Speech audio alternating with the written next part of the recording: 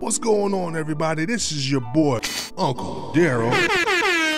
Welcome to Uncle Darryl's Film Review. What's on the docket for today? Burning Sands, which is on Netflix.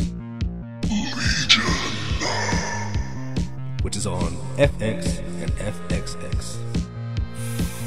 50, which is also on Netflix.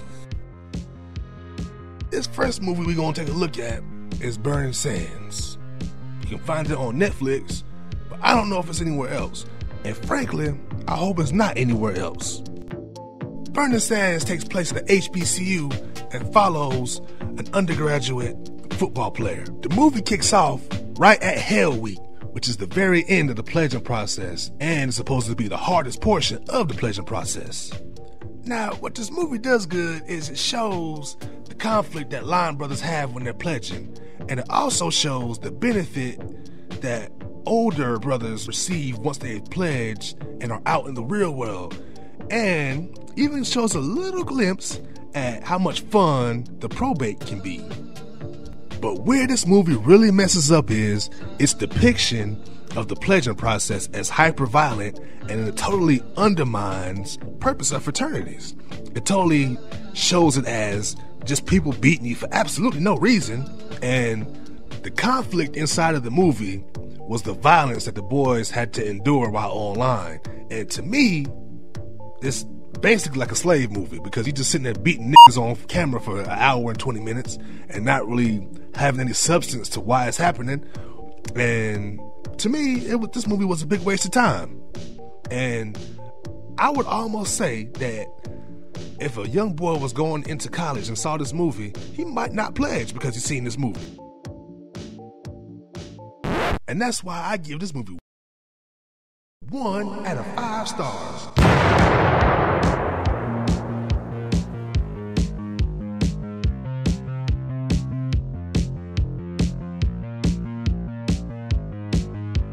This is a TV show, and this is called Legion.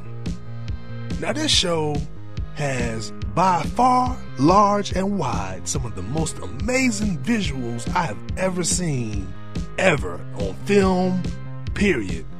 And anybody says anything different, if anybody's hating, then fuck them. They don't know what they're talking about. They don't know good TV. I know good TV, goddammit. So this show centers around David Haller, who is a highly powerful telekinetic mutant. He can manipulate reality. He can jump inside your mind. This boy can do a whole bunch of shit. But where this show is a little bit different than a lot of the other Marvel shows is it centers around psychosis, because David is considered to be schizophrenic. But in a little bit of a twist, his schizophrenia is kind of like his power. I don't want to give away too much because the show is very, very layered. And as you watch it, you really got to pay attention to everything, because the show does a very good job of making you feel crazy yourself. And I don't want to give away anything, but all I want to say is you need to sit down. I think it's about 11 or 12 episodes of this. Just binge watch this whole show from start to finish. Now, you don't really get to see a lot of the other mutants that you're used to seeing, like Spider-Man ain't gonna pop up or nothing like that, but they have some pretty other interesting mutants.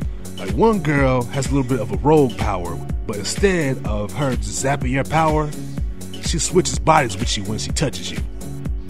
And there's a lot of really visually interesting things that happen on the show that just trip you out and take you for a wild ride. Also, the thing that's the best part of the show is Aubrey Plaza's in it, and she is crazy as shit. If that's not worth the price of admission, I don't know what is. I give this show 4.5 stars out of 5, because it's that good.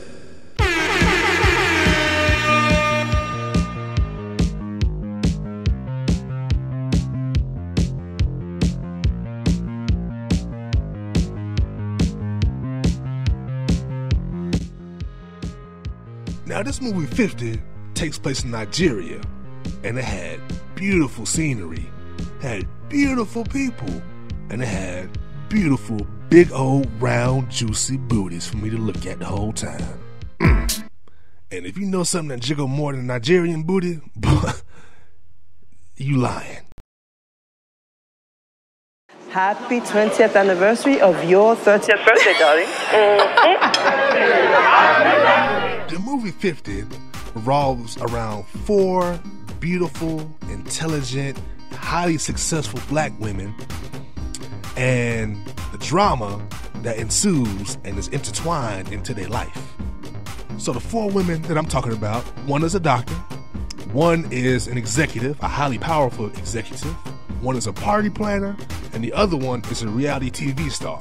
I mean, this movie has drama for y'all too. For instance, the doctor has a daughter who's about late 20s or so. Their relationship is strained because the daughter walked in on her mama giving her boyfriend a job. Yeah, it'll throw you off a lot. And you find out a lot of secrets about each and every one of the women. None of the women are without flaws. And I definitely appreciated this movie, very much so. Even though these women from Nigeria, I very much understood where they was coming from because they reminded me of the black women in my life as far as their reaction to things, how they talk to one another, and everything else. That they very much did a good job of bringing out realism in black people, and I appreciated that 100% in this movie.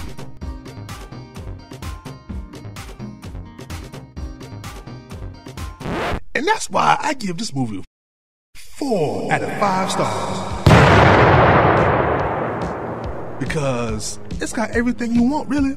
If you love those Lifetime movies, this is a Lifetime movie on HGH and steroids, believe me. Well, that's our show for today, everybody. I hope you enjoyed it. Tune in next time and I'll have some more reviews for you. But in the meantime, go to sugtoons.com. That's right, sugtoons.com. Check me out. And if you're on Facebook, also follow us at SUG Toons. That's right, SUG Toons. Uncle Darryl's Film Review.